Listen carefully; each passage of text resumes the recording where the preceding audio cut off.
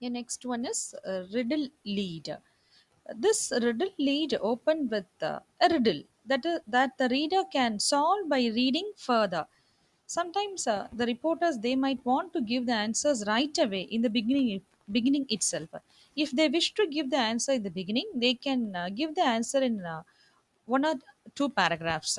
If not, if they wish it to save for the conclusion at the end of the news story, they can give the answer to the riddle at the end of the news story. So that is riddle lead. So riddle lead opens with a riddle that the reader can solve only by reading the story, complete story. Next is suspenseful lead. So some reporters they write leads to arouse readers' curiosity. They create a suspense in their writing, or even sometimes they raise a question in their minds.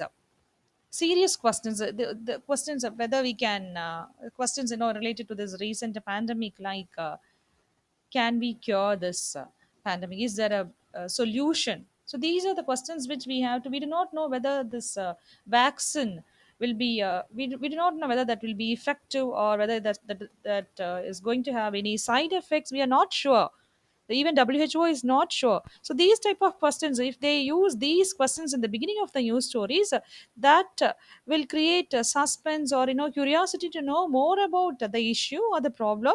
And there is such questions which will make the readers think. And sometimes by hinting at some mysterious development, which will be explained in the later part of the paragraph. So this type of lead compels readers to finish a story. So this is a very good type of writing. This is suspenseful lead, and definitely they'll be sure, the writers of these type of stories are sure that readers will read the complete story. Because if you see a descriptive lead or a summary lead will give answers in the beginning itself. First two, one or two paragraphs will sufficient enough for the readers to know about the incident. But suspenseful leads will make the reader to complete the story. You have to read the complete story to know what the problem really is. So you will finish the story. So that is suspenseful lead. And next one is descriptive lead. Descriptive lead actually gives a description of the scene of action or a person mentioned in the story. So that is descriptive lead. It could be like a scene of action related to any accident, or a person mentioned in the story, any celebrity or any politician. So that person will be described in the beginning of the news story. So that is descriptive lead.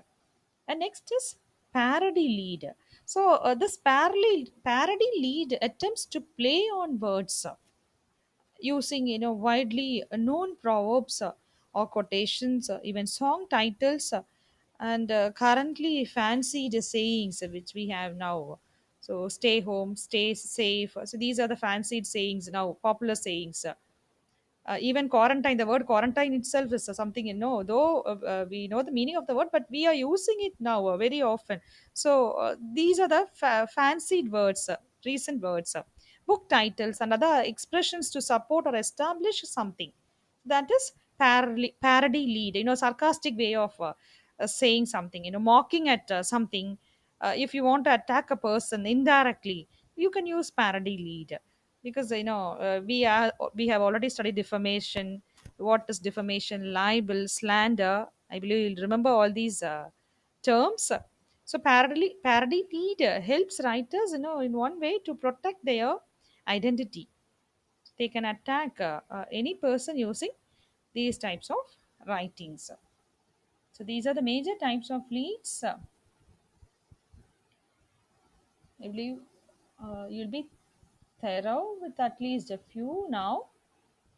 So, starting with the summary lead: who, when, what, where, why, how, and buried lead or delayed lead, quotation lead, question lead, announcement lead, opinion lead, riddle, suspenseful, descriptive, parody. So, these are actually the common type of leads. There are other leads, but it's enough for you